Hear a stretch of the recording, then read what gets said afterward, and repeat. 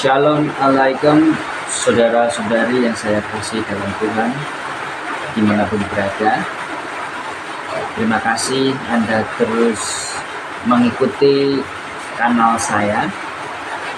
Saat ini saya akan membahas sebuah pendapat mengenai perbedaan kelahiran dari Yesus Kristus atau Isa Al-Masih alaihissalam yang ada di dalam Alkitab dan Al-Quran. Ini adalah sebuah buah pikiran yang tentunya menjadi warna di dalam keragaman kita. Silahkan boleh berasumsi atau berpendapat sesuai dengan penelitian yang dilakukan. Nah, hal ini saya sampaikan bukan menjadi satu bentuk ketersinggungan agama, melainkan sebuah edukasi dari sudut pandang yang lain, sudut pandang kitab, sudut pandang Al-Quran. Jadi ini adalah sudut pandang dari apa yang telah saya pelajari. Nah, semoga ini menjadi sebuah pemikiran yang baik dan membuat kita lebih mengerti kebenaran firman Tuhan. Saya tidak suka mengajak berdebat, tapi lebih cenderung berdiskusi. Ya, jadi dengan ada diskusi, mengajak orang untuk jalan ke dalam kebenaran firman Tuhan. Kita baca terlebih dahulu di dalam Alkitab mengenai Yesus Kristus atau Isa Al-Masih alaihissalam yang lahir di kandang. Di dalam Lukas, Injil Lukas pasal 2 ayat 6 dan 7 dikatakan di sini. Lukas 2 ayat 6 dan 7. Ketika mereka di situ, tibalah waktunya bagi Maria untuk bersalin. Dan ia melahirkan seorang anak laki-laki, anaknya yang sulung, lalu dibungkusnya dengan lampin dan dibaringkannya di dalam palungan, karena tidak ada tempat bagi mereka di rumah penginapan. Jadi ditaruh di palungan. Ini menurut Injil Lukas, ya. Kemudian kita baca dalam Al-Quran surah Maryam ayat 22 sampai 26. Maka dia, Maryam, mengandung, lalu dia mengasihkan diri dengan kandungannya itu ke tempat yang jauh. Kemudian rasa sakit akan melahirkan memaksanya bersandar pada pangkal pohon kurma. Dia, Maryam, berkata, "Wahai, betapa baiknya aku mati sebelum ini, dan aku menjadi seorang yang tidak diperhatikan dan dilupakan." Maka dia, Jibril, berseru kepadanya dari tempat yang rendah, "Janganlah engkau bersedih hati. Sesungguhnya Tuhanmu telah menjadikan anak sungai di bawahmu." Dan goyanglah pangkal pohon kurma itu ke arahmu. Niscaya pohon itu akan menggugurkan buah kurma yang masak kepadamu. Makan, minum, dan bersenang hatilah engkau. Jika engkau melihat seorang, maka katakanlah, "Sesungguhnya aku telah bernazar, berpuasa untuk Tuhan yang Maha Pengasih, maka aku tidak akan berbicara dengan siapapun pada hari ini." Manakah kira-kira yang benar? Nah, ya, menarik juga. Mana kira-kira? Di dalam mempelajari hal ini, kita itu harus mengambil benang merahnya. Kisah kelahiran Isa Al-Masih alaihissalam atau Yesus Kristus di bawah pohon kurma itu ada di dalam Alkitab. ada di dalam Injil. Tetapi ya, kitab yang tidak dikanonisasikan saat ini. Jadi bukan kitab yang dikanonisasikan yang kita ketahui saat ini. Ya, bukan. Sama-sama kitab, tapi bukan kitab yang dikanonisasikan. Isa lahir di bawah pohon kurma itu ada dalam Injil Arabik masa kecil Isa. Nah, ini masuk dalam Injil Apokrifa atau Injil yang disembunyikan agar tidak dibaca jemaat. Nah, mungkin ada yang bertanya-tanya, kanonisasi itu apa sih? Apokrif atau Apokrifa itu apa sih? Nanti saya akan menjelaskan. Jadi sebelum Quran hadir, ajaran tersebut mengenai Yesus yang lahir di bawah pohon kurma itu sudah ada.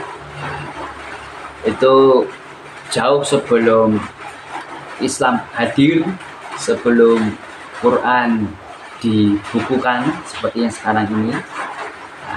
Ajaran tentang itu sudah ada. Jadi kita sebagai umat Kristen sekali lagi ya harus bisa mengambil benang merah atas perbedaan ini ya. Kita harus cari tahu ya, dan mempelajari dari konteks sejarahnya. Kita juga harus ingat bahwa Al-Quran sendiri itu dibukukan, dikanonisasikan dengan kurun waktu kurang lebih 10 tahun ya. Dan juga ada ayat-ayat yang tidak sesuai, tidak sejalan dengan Al-Quran, itu dibuang, dibakar ya pada masa kekhalifahan Utsman bin Affan ya. Tentu berbeda dengan Alkitab yang mengalami proses kanonisasi, penjiritan, pembukuan selama ribuan. Nah, dengan disimpan karena bertentangan dengan Injil yang dituliskan oleh Matius dan Markus, sebagian dibakar juga, tapi ada juga yang disimpan. Di sini supaya sesuai dengan jalurnya. Ajaran Injil palsu itu sudah muncul ya, di masa Rasul Paulus. Bahkan orang-orang Yahudi setelah mendapatkan cerita ya, kuburan Yesus kosong, ya, Isa Al-Masih telah tidak ada dalam kuburannya, mereka membuat kisah tersendiri ya, agar kedudukan mereka tidak goyah. Maka kita bisa temukan di dalam Matius 28 ayat 11 sampai 15 mengenai dusta mahkamah agama. Orang-orang Yahudi tidak bisa menerima kenyataan ini. Makanya mereka membuat suatu karangan sendiri, karangan cerita sendiri. Dan ini memang ada ya, memang ada. Makanya hingga saat ini ya, Yahudi lebih dekat dengan Islam dalam hal ibadah, tapi haram jika ibadah bersama orang Kristen ya.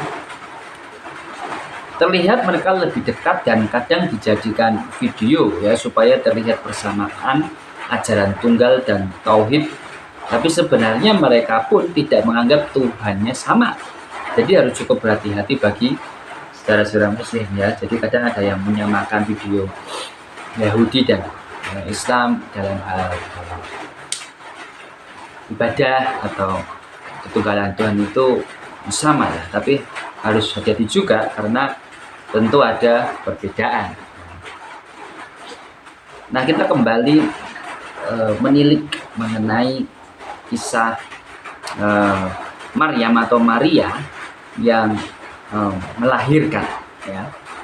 Kisah Maria dan pohon kurma berasal dari Injil Apokrif ya. Ini sudah ada sebelum Al-Quran atau Islam itu ada ya. Jadi jauh sebelum itu sudah.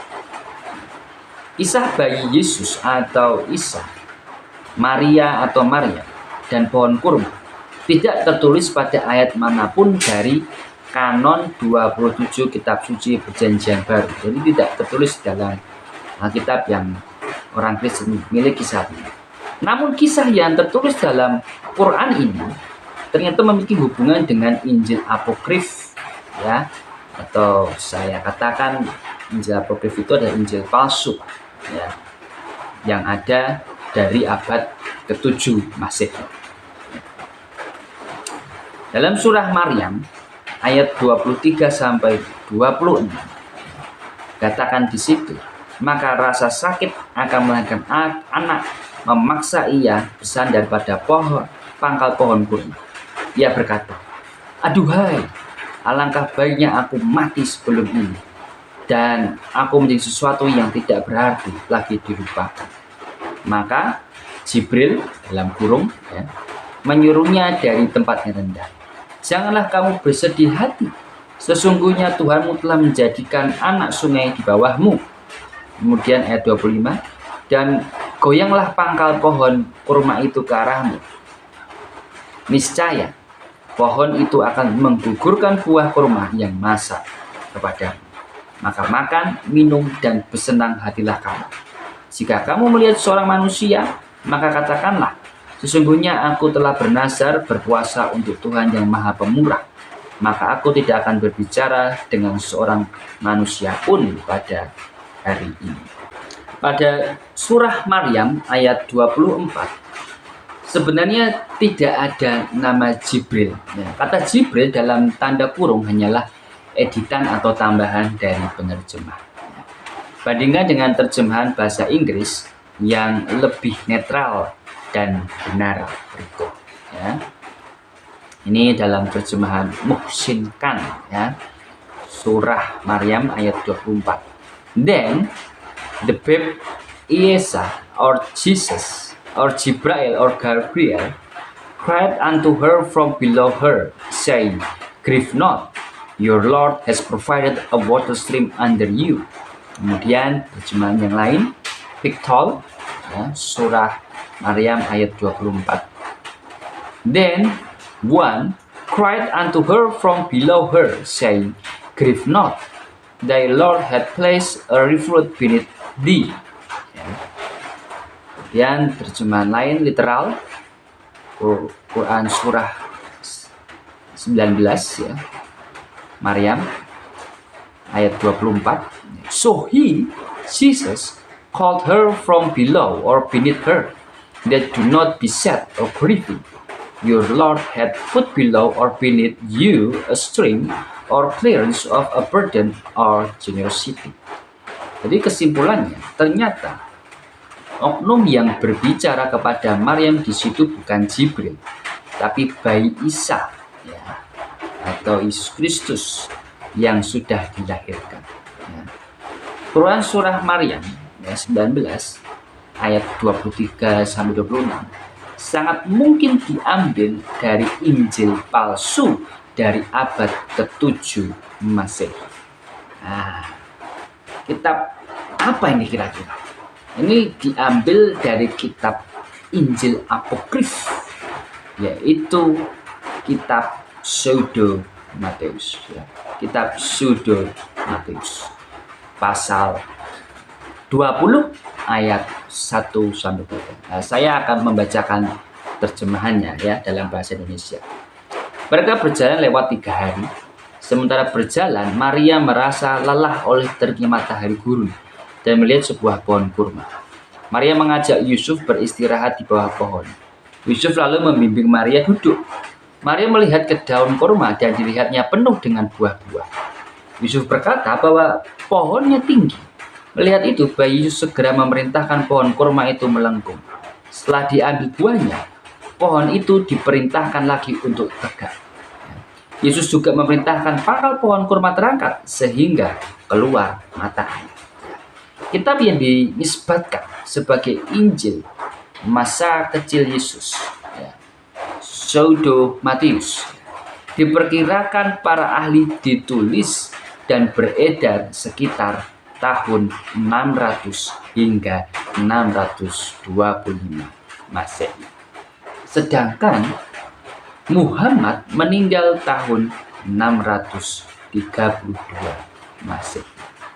Kitab ini diyakini para ahli sejarah sebagai cerita yang dibuat dan merupakan hasil pengembangan dari Injil apokrif Yakobus dan Thomas yang ditulis sekitar abad kedua Masehi. Pada versi Quranik yang mengadakan mujizat pada pohon kurma dan menyediakan mata air adalah Allah melalui bayi Yesus atau Isa. Ya. Kemudian pada versi kitab Pseudo Matius yang mengadakan mujizat pada pohon kurma dan menyediakan mata air adalah bayi Yesus atau Isa. Ya. Jadi yang buat adalah bayi Yesus sendiri. Jadi kisah Maryam melahirkan Isa di bawah pohon kurma berasal kisah dari Injil apokrif, ya, atau kitab Pseudo Matius. Sama dengan kisah-kisah lainnya yang tidak tertulis dalam kitab kanonik. Ya, jadi dikutip dari Injil apokrif. Dalam Perjanjian Lama dan Perjanjian Baru tidak terdapat informasi mengenai Nabi Isa berbicara saat beliau masih dalam buaya, atau dalam kata lain berbicara saat masih bayi sebagai mukjizat yang Allah Azza wa Jalla berikan kepada beliau alaihissalam. Ya. Nah, informasi ini hanya terdapat di dalam Al-Quran dan tidak ada di dalam kitab suci resmi umat Kristen pada hari ini. Kitab suci umat Kristen yang diakui secara resmi itu berjumlah 27 kitab. Ya. 4 di antaranya kanonik, ya, Matius, Markus, Lukas, Yohanes, dan selebihnya disebut sebagai kitab yang diilhami Roh Kudus. Jadi sisanya, ya. Nah, sekarang yang menjadi pertanyaan, apa itu kanonik atau canonical? Bukan, dijilidkan. Kitab kanonik itu merujuk pada 4 kitab: Matius, Markus, Lukas, Yohanes. Selain kanonik yang 4 itu, diakui juga 23 Injil lainnya yang dipandang oleh Kristen sebagai diilhami oleh Roh Kudus. Mereka adalah para rasul, 14 kitab Injil, surat-surat Paulus, kitab surat-surat Katolik, dan kitab Wahyu. Tidak ada satupun kitab-kitab resmi tersebut yang memuat kisah Nabi Isa yang berbicara dalam buaya. Tidak ada. Satu-satunya Injil yang memuat mujizat Nabi Isa berbicara dalam buaya terdapat dalam manuskrip bernama Injil Al-Tufuliah. Apa itu? Atau The Arabic Gospel of the Infancy of the Savior, atau disebut juga The First Gospel of Infancy. Ya. Namun demikian, Injil tersebut digolongkan sebagai apokrifa. Lalu apa apokrifa itu? Jadi kita sudah ketahui kanonik, ya, itu adalah 27 kitab Injil, ya, Perjanjian Baru, ya. Dan itu runtut, ya, dari Matius sampai Wahyu. Itu namanya Injil yang sudah dibukukan, diinjilkan, dipercayai sesuai kebenaran firman Tuhan. Ya, itulah Alkitab yang dikanonisasikan. Lalu bagaimana dengan Injil apokrifa? Apokrifa adalah sebutan bagi seluruh manuskrip Bible yang ada sejak sebelum era Yesus pada abad 3 sebelum Masehi. Mencakup masa Yesus dan Nasrani era awal atau early Christian hingga Konsili Nikea tahun 320 Masehi. Maka apokrifa juga menyentuh aspek keagamaan agama Yahudi. Meskipun manuskrip itu muncul di generasi awal Nasrani. Di kemudian hari, ya, manuskrip yang jumlahnya 40 kitab itu dianggap tidak otentik atau diragukan keotentikannya bahkan dipandang sebagai bidah selepas konsili Nikea, termasuk oleh Eusebius dan Paus Gelasius. Namun demikian, sebagian mereka menganggap apokrifa dapat dijadikan referensi sejarah, dan hal-hal berkaitan dengan etika. Jadi walau tidak termasuk, tapi bisa dijadikan referensi sejarah dan hal-hal berkaitan dengan etika menurut mereka. Konsili Nikea ini kemudian milestone bagi berkembangnya keyakinan Trinitas sebagai keyakinan mainstream atau ortodoks, di mana sebelum konsili tersebut Trinitas masih berupa embrio atau proto-ortodoks yang tidak terdapat di era Nasrani. Karena tergolong apokrifa, maka Injil Altuvuliah ini tidak dimasukkan ke dalam 27 kitab resmi kaum Nasrani modern. Terlebih lagi ke dalam 4 kitab kanon, Matius, Markus, Lukas, dan Yohanes. Apokrifa sendiri berasal dari bahasa Latin abad pertengahan, yang artinya sesuatu yang disingkirkan atau sesuatu yang tersembunyi. Terdapat sekitar 40 manuskrip Bible apokrifa yang seringkali sebagian informasi di dalamnya mengundang kontroversi, termasuk mukjizat Yesus serta paralelnya dengan Al-Quran. Mengenai kisah Nabi Isa alaihissalam berbicara dalam buaya terdapat di dalam Al-Quran dan As-Sunnah. Allah Subhanahu wa Ta'ala berfirman, maka Maryam menunjuk kepada anaknya. Mereka berkata, bagaimana kami akan berbicara dengan anak kecil yang masih di dalam ayunan? Berkata Isa, sesungguhnya aku ini hamba Allah. Dia memberiku Alkitab atau Injil, dan dia menjadikan aku seorang nabi. Tertulis dalam surah Maryam ayat 29 sampai 30. Lalu berikutnya surah Ali Imran ayat 46 dan 47. Dan dia berbicara dengan manusia dalam buayan, dan ketika sudah dewasa, dan dia adalah termasuk orang-orang yang salah. Kemudian di surah Al-Maidah ayat 110, ingatlah ketika Allah mengatakan, hai Isa putra Maryam, ingatlah nikmatku kepadamu dan kepada ibumu di waktu aku menguatkan kamu dengan Rohul Kudus. Kamu dapat berbicara dengan manusia di waktu masih dalam buaya dan sesudah dewasa. Sementara itu dalam As-Sunnah disebutkan, telah bercerita kepada kami Muslim bin Ibrahim, telah bercerita kepada kami Jarir bin Hasim, dari Muhammad bin Sirin, dari Abu Hurairah radhiyallahu anhu, dari Nabi sallallahu alaihi wasallam bersabda, tidak ada bayi yang bisa berbicara saat masih dalam buayan kecuali 3 orang. Dalam hadis diriwayatkan Imam Bukhari 3181 yang panjang di atas, Rasulullah menyebutkan 3 tokoh yang bisa berbicara dalam buayan, yaitu Nabi Isa alaihissalam, lalu Juraij, dan seorang bayi yang berkata, ya Allah, janganlah engkau jadikan aku seperti dia. Tatkala ibunya mendoakan agar Allah menjadikan bayinya tersebut kelak menjadi seperti pemuda yang dilihat ibunya itu. Oleh sebab pemuda itu adalah seorang diktator kejam dan bengis.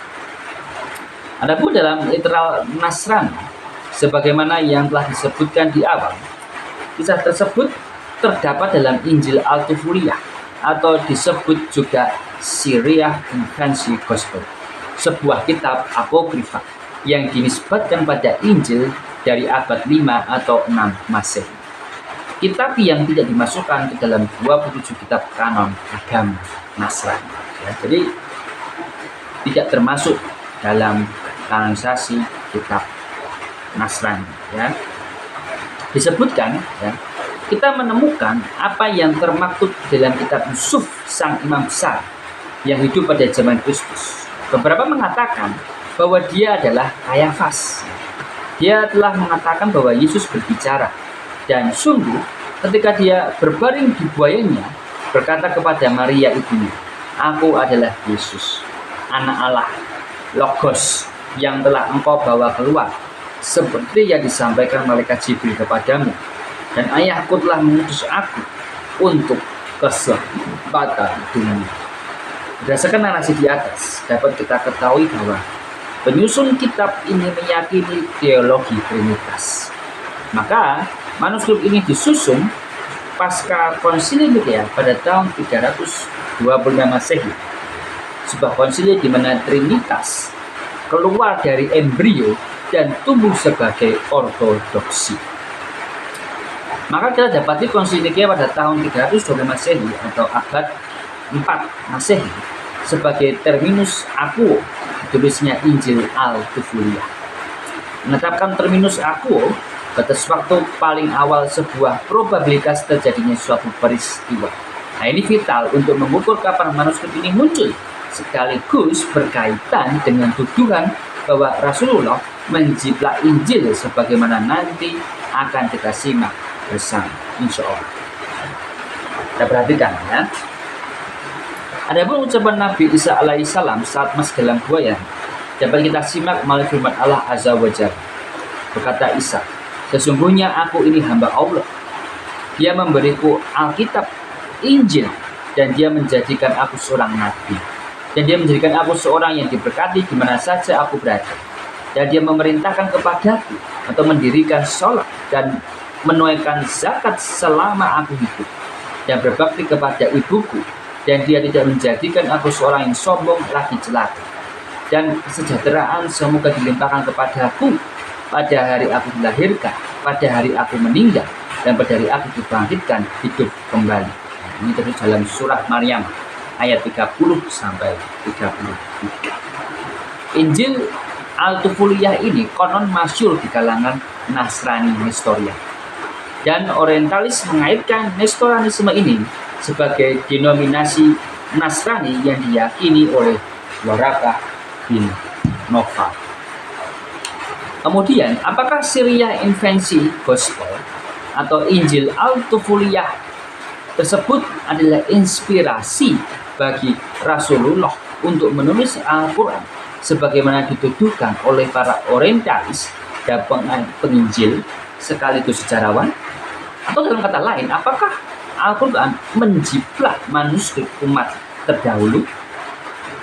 Jawabannya adalah bahwa manuskrip Injil terjemahan bahasa Arab tertua ditulis pada tahun 867 Masehi, 2 abad lebih setelah Rasulullah alaihi wasallam wafat.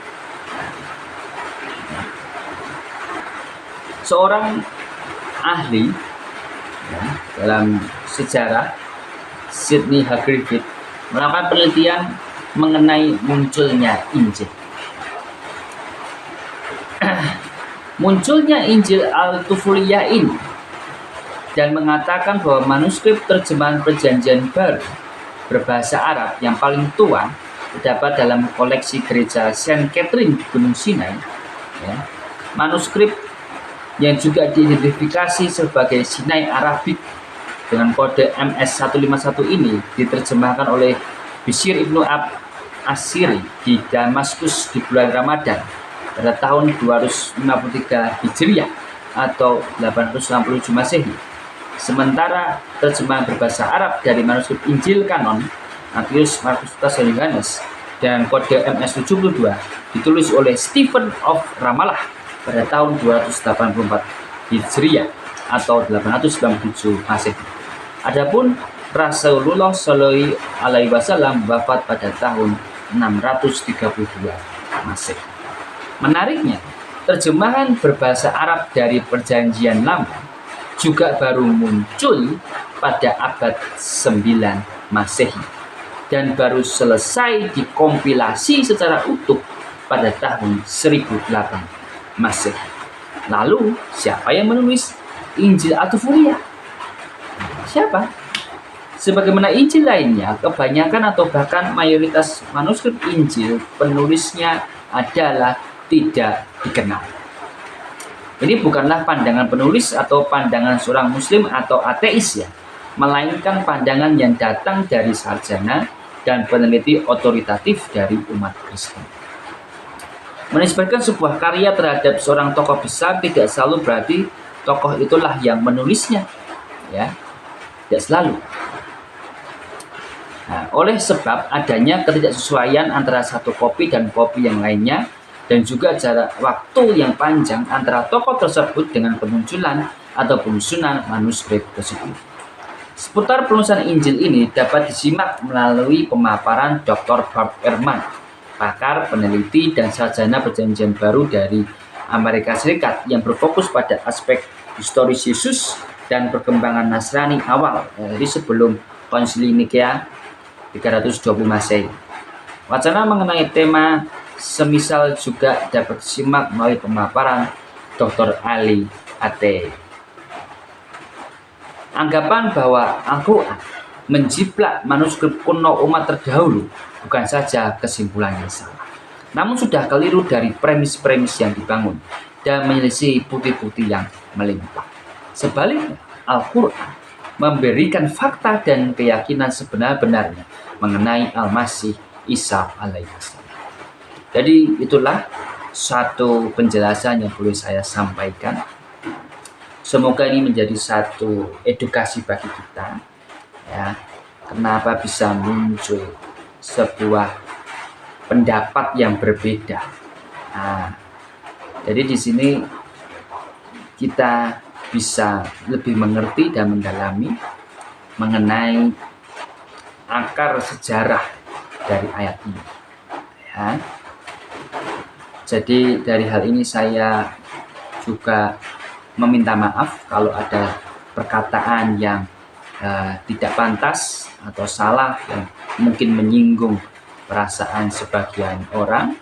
Namun maksud hati saya adalah memberikan satu pelajaran atau edukasi bagi saudara-saudara yang ingin mengerti akan kebenaran firman Tuhan. Biarlah ini menjadi satu berkat. Kalau ada yang ingin mengetahui Injil Apokrifa itu seperti apa yang saya sampaikan tadi di dalam kitab Pseudo Matius, saya bisa share, saya bisa bagikan.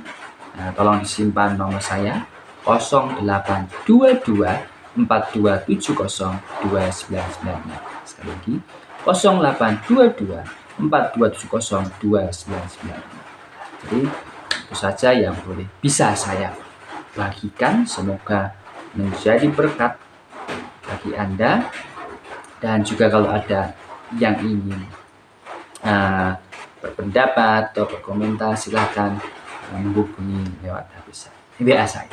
Terima kasih, Tuhan memberkati. Shalom alaikum.